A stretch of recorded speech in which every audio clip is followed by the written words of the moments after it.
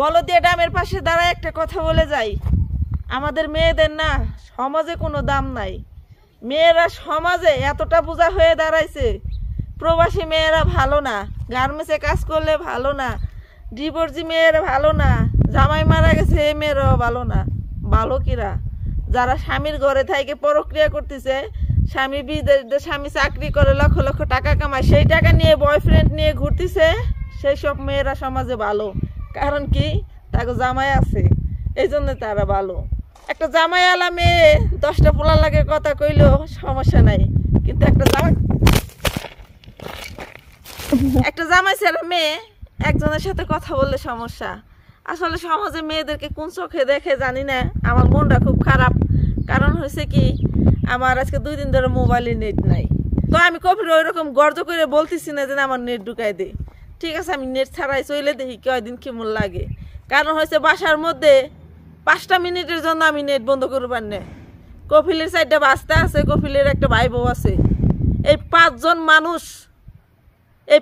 মানুষের জন্য আমি 5টা মিনিট মোবাইলটা বন্ধ করতে পারি না। নেটটা কেউ কেউ শুরু করে দেয়, ঝগড়া শুরু করে দেয়, আমার জুতে ফেয়ে দেয়, মারামারি শুরু করে দেয় যে বন্ধ করলি কে, মোবাইলটা যে চার্জে দেবো সেই সময়টুকু আমার দেবো না। আজকে 2 দিন ধরে নেট নাই, ঠিক আছে। কপিলের মায়ের রুমে পাড়াও দেয় না, একটা পোলাফান আসে না, ওই ভিডিও আসে না। নেট থাকলে পোলাফান 5জন নয়ে যা কথা নি বানাই নিয়ে তারপরে শুরু করে দিব মায় আর বোনের হাতে কথা কওয়া। তো এখন কি করস?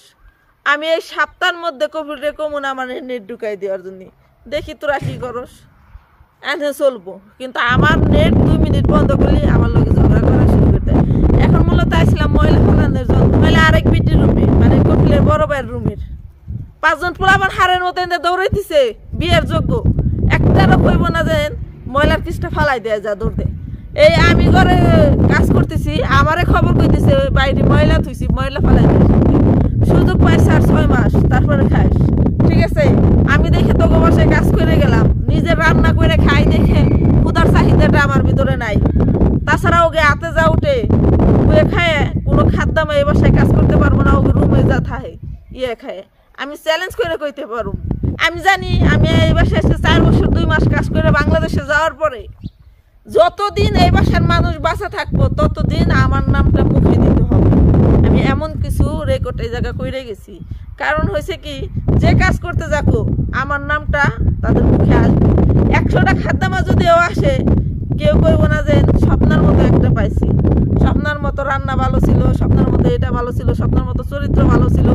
আমার নির্ভয়ে এই বাসার মধ্যে থুয়ে যাবো 1000 মানুষের মধ্যে আমার বুড়ি। এখন বিশ্বাস হয়ে গেছে, অন্তত স্বপ্ন যাই করুক, এমন কোনো কাজ করবো না যাতে আমাদের বদনাম হয়, খারাপ দেখা যায়। এতটুকু গ্যারান্টি বুড়ির আছে এখন। তো আলহামদুলিল্লাহ যাই করি ভালো আছি, ওয়েট করতেছি কবে দেশে যাবো, কবে দেশে যাবো। দেশে যাওয়া হয়ে উঠতেছে না। এই যে বলদিয়াটা আমি অনেকজনে চাকরি করে, তাদেরকেও গালি দেয়। আমার মানিক ভাইয়ের কথা আজকে একটু মনে পড়লো। তো মানিক ভাই বলদিয়ার গ্রাম থেকে ময়লা টোকাইতো দেখে অনেকে অনেক কিছু বলতো। আমি একটা কথা বলি, এই বলদিয়ার গ্রামে আমরা তো বাসার মধ্যে কাজ করি, যেসব জিনিস ফালাই ওই সব জিনিস যদি আমি খুঁজে রাখতাম, প্রতি মাসে 200-300 রিয়েলের আমি এই বাঙ্গারি বিক্রি করতে পারতাম। কত লট মট করাই, তার তোর যা কোন গাড়ির পার্টস